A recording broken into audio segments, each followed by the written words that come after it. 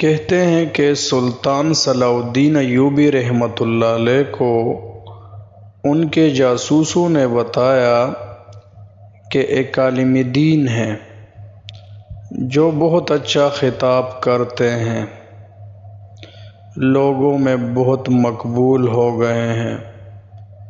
سلطان نے کہا آگے کہو۔ جاسوس بولے کچھ غلط ہے جسے ہم محسوس کر رہے ہیں مگر لفظوں میں بیان نہیں کر پا رہے۔ سلطان نے کہا جو بھی دیکھا ہے اور سنا ہے بیان کرو۔ تو اس پر جاسوسوں نے کہا کہ نفس کا جہاد افضل ہے، بچوں کو تعلیم دینا ایک بہترین جہاد ہے، گھر کی ذمہ داریوں کے لیے جدوجہد کرنا بھی ایک جہاد ہے۔ سلطان نے کہا تو اس میں کوئی شک ہے؟ جاسوس نے کہا کہ انہیں کوئی شک نہیں ہے، مطلب جاسوسوں کو بھی ان باتوں پر کوئی شک نہیں ہے، بے شک یہ سب باتیں برحق ہے۔ لیکن اس عالم کا کہنا ہے کہ جنگوں سے کیا ملا، صرف قتل و غارت گری، صرف لاشیں۔ جنگوں نے تمہیں یا تو قاتل بنایا یا مقتول۔ سلطان نے بے چین ہو کر کہا کہ چلو۔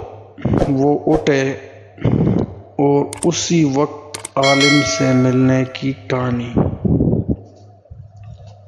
ملاقات بیس بدل کر کی اور جاتے ہی سوال کر دیا کہ جناب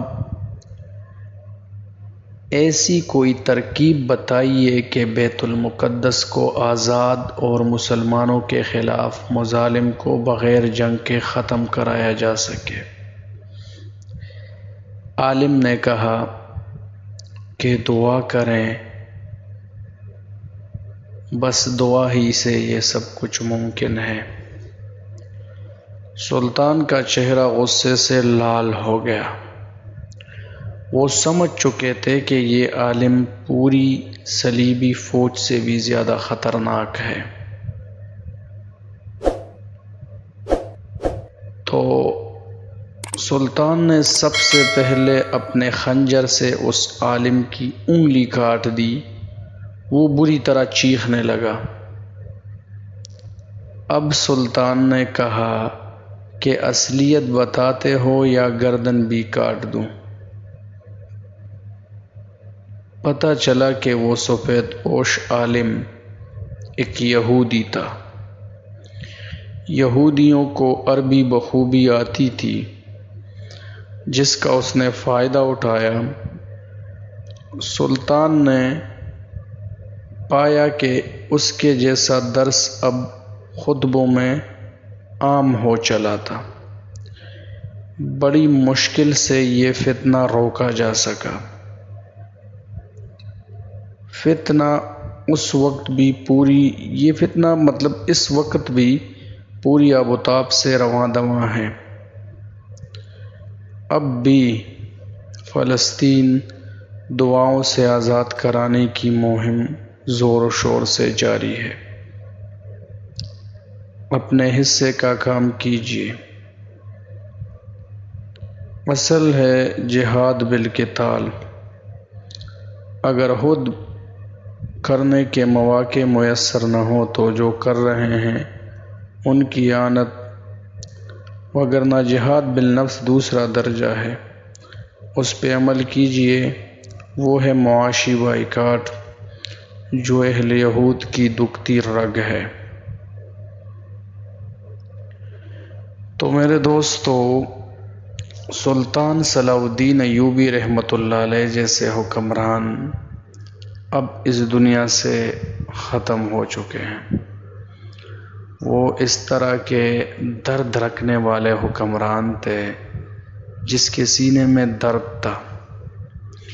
ایک اور بہت ہی دلچسپ حقیقت بتاتا چلوں سلطان صلاح الدین ایوبی رحمۃ اللہ علیہ کے بارے میں، کہ سلطان صلاح الدین ایوبی رحمۃ اللہ علیہ نے پوری زندگی میں ایک بھی حج نہیں کیا تھا۔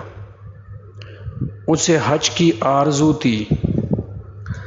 اپنی آخری ایام میں، زندگی کے آخری ایام جو تھے اس میں بھی جب اس کو پتہ چلا کہ حج کا ایک قافلہ آ رہا ہے تو وہ اس کے پاس بہت دور تک چلے، وہ ان حاجیوں سے ملے، ان سب کو گلے لگایا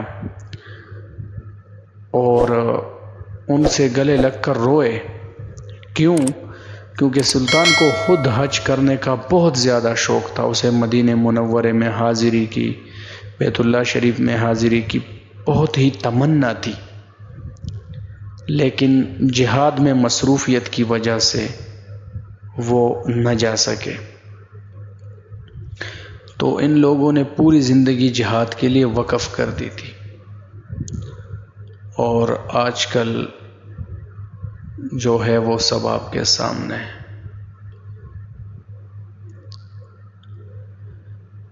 اس واقعے کے ساتھ ہی میں آپ سے اجازت چاہتا ہوں۔ اللہ نگہبان۔